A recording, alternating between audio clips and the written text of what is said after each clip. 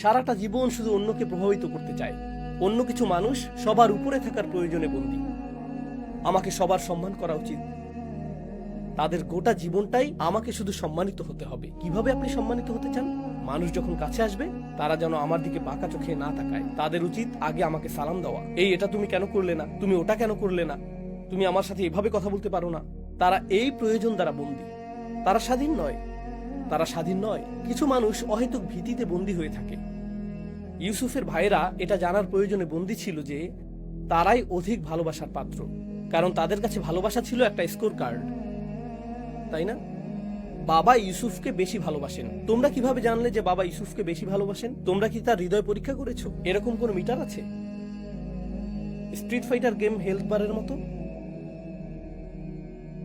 কিভাবে তোমরা জানলে তিনি তাকে বেশি ভালোবাসেন? আমাকে বলো। তারা তাকে সরিয়ে দিল আর তিনি এখনো তাকে বেশি ভালোবাসেন।